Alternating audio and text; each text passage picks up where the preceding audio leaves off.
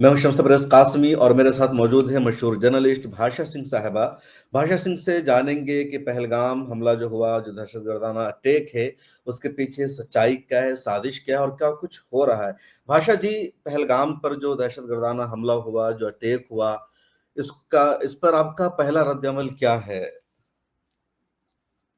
देखिए, मेरा मानना है कि ये जो हमला है, आतंकी हमला है, उसको हम कड़े शब्दों में इसको कंडम करते हैं। और जो जाने गई हैं, जो भारतीय नागरिकों की जाने गई हैं, वो निश्चित तौर पे सबके लिए बहुत दुख की बात है कि इस तरह से जानों का जाना।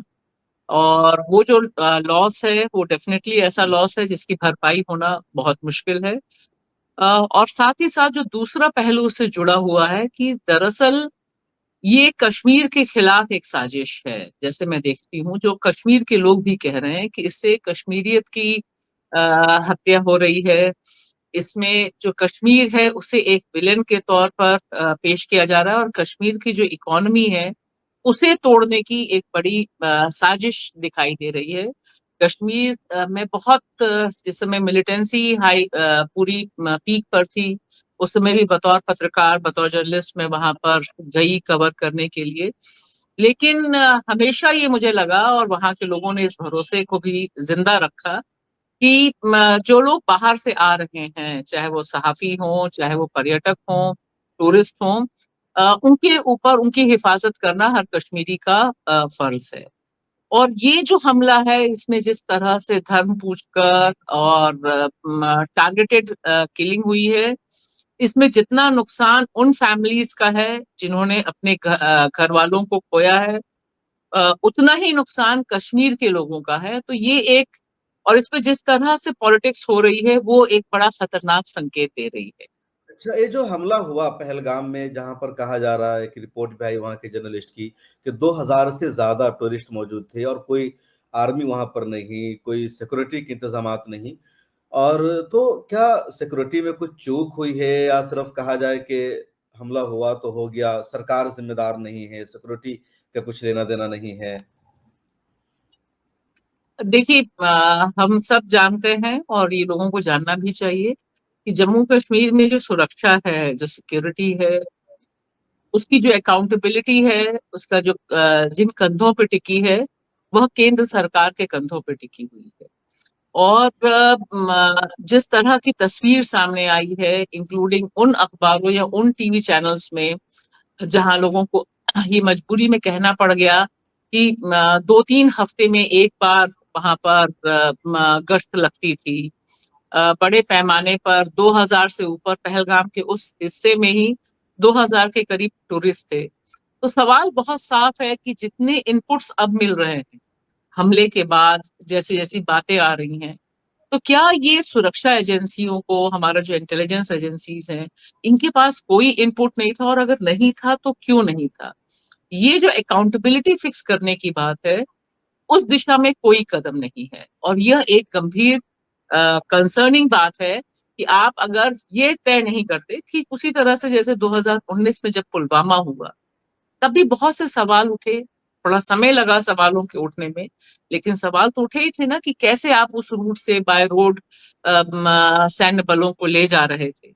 यहाँ पर तो सवाल ये है कि इतनी बड़ी संख्या में टूरिस्ट का होना, और उन टूरिस्ट के इलाकों में सुरक्षा बलों की इतनी गैर मौजूदगी होना कि घटना स्थल पर पहुंचने में तकरीबन 1 घंटा लग गया।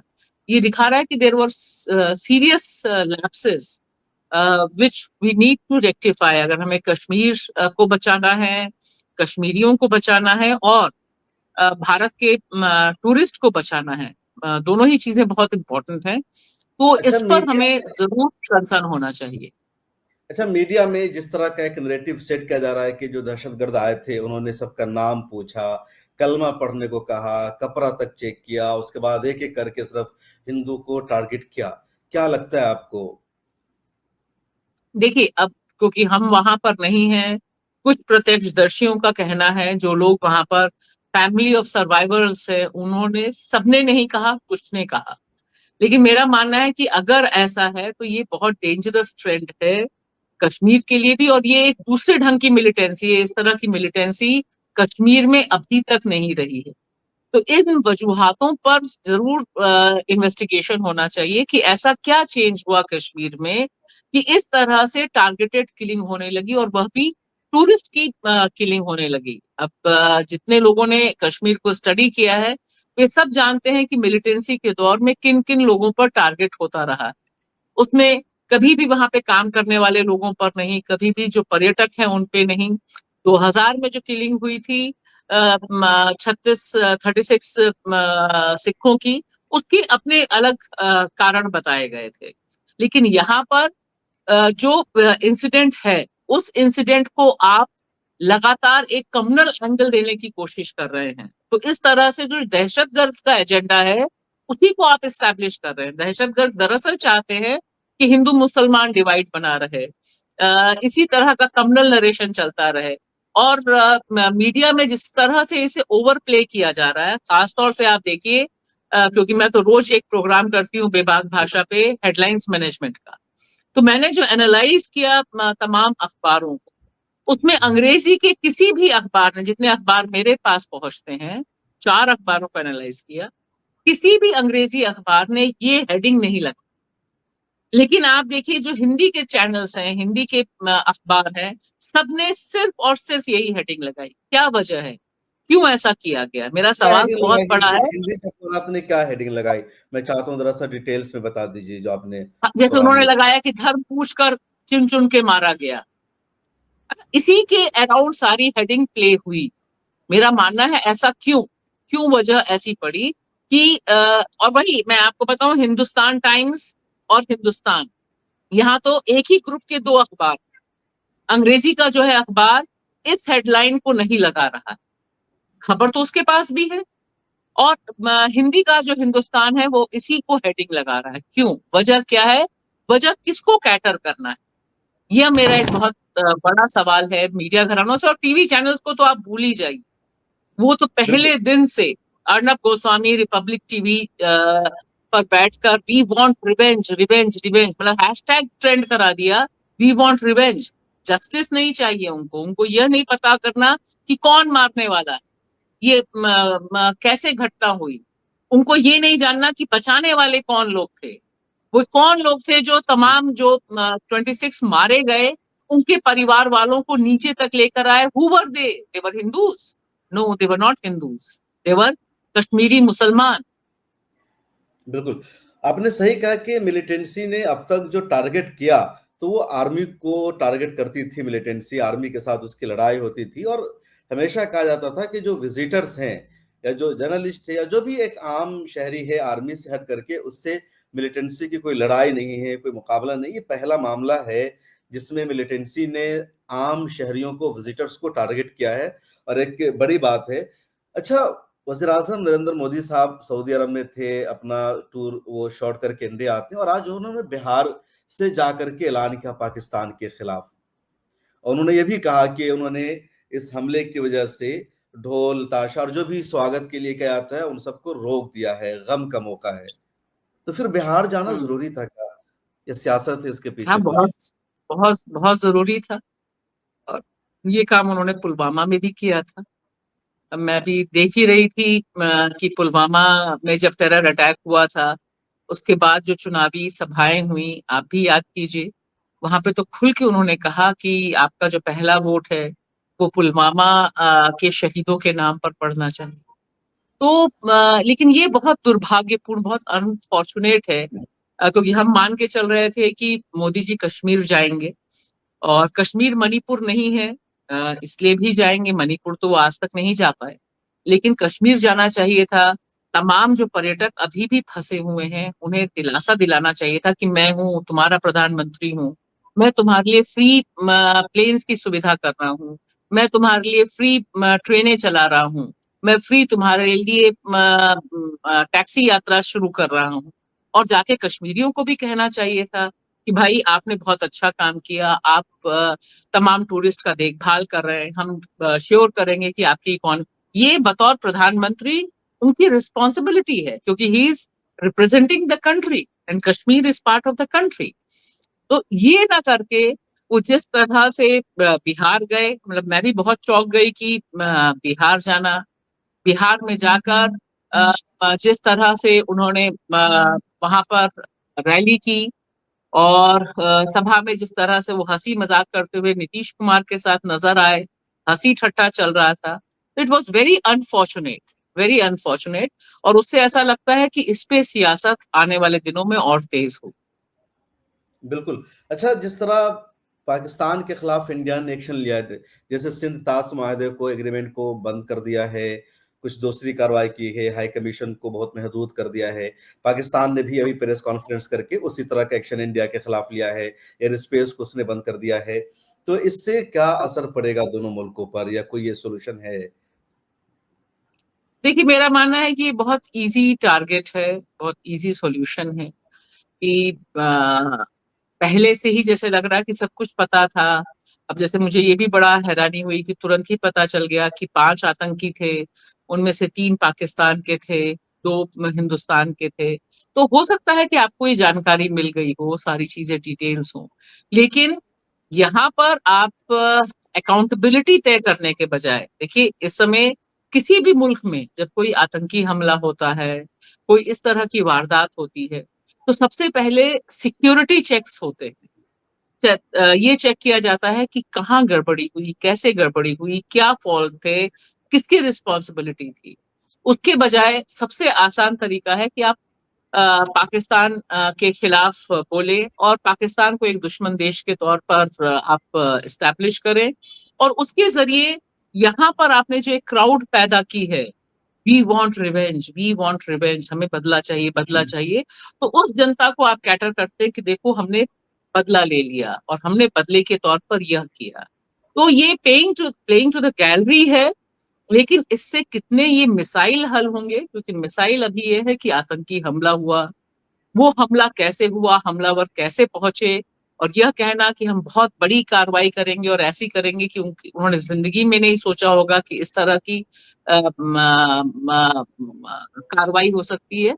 ये सारी चीजें प्रधानमंत्री के द्वारा उस मौके पे कही जा रही हैं, और पड़ोसी मुल्क के खिलाफ एक जो पहले से नफरत है, पहले से एक हर चीज के लिए दोषी पाकिस्तान को ठहराया जाता है, पाकिस्तान की भूमिका रही है कश्मीर में, वो सब एक अलग बात है, आप वो सब करते रहिए। लेकिन इससे क्या यह मिसाइल हल होगा, क्या ये इशू हल होगा? मुझे नहीं लगता कि इससे ये इशू हल होगा।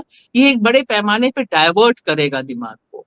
यह दिखाएगा कि हमने जो बदला लेने की बात कही थी वो मोदी जी ने मान ली, और हम बदला अब ले रहे हैं। अच्छा, इस वाक़ये के बाद क्या भारत में हिंदू और मुसलमानों के दरमियान जो नफ़रत और ज़्यादा बढ़ेगी? ये जो इश्यू चल रहा है, ज़्यादा और आगे बढ़ेगा? कश्मीरियों के खिलाफ, मुसलमानों के खिलाफ हिंसा के मामलात सामने आएँगे? आएंगे नहीं, आना शुरू हो गए हैं। देखिए अभी जो खबरें हैं वो दिखा रही हैं कि जो कश्मीरी नौजवान पढ़ते हैं, स्टूडेंट्स पढ़ते हैं अनगिनत शहरों में, जिसमें देहरादून से जो खबरें वीडियोस हैं वो काफी परेशान करने वाली हैं कि घेर लिया गया है और कहा जा रहा है एक ब्रिगेड आ गई है, और वो कह रही है कि आप कल सुबह तक हमें दिखाई नहीं देने चाहिए, आप तुरंत खाली कीजिए। जम्मू कश्मीर सरकार ने हेल्पलाइन जारी की है, एक नोटिस जारी की है कि आप कहीं पर भी हैं और अगर आपको मदद की जरूरत है तो आप इस नंबर पे कॉल करें। यह बहुत अनवांटेड चीज है। यह तब हो रहा है जब जम्मू कश्मीर में जो पर्यटक हैं, जो टूरिस्ट हैं, वो बार बार इस बात को दोहरा रहे हैं कि जी। कश्मीरी ना होते तो हम जिंदा नहीं रहते, कश्मीरी ना होते तो हम वहां से भी, मैं सिर्फ पहलगाम की बात नहीं कर रही हूँ, लेकिन पहलगाम में जैसे संकल्प का जो वीडियो आया, अनगिनत महिलाओं का जो वीडियो आया, जो कह रहे हैं कि हमें नफरत नहीं करनी है कश्मीरियों से।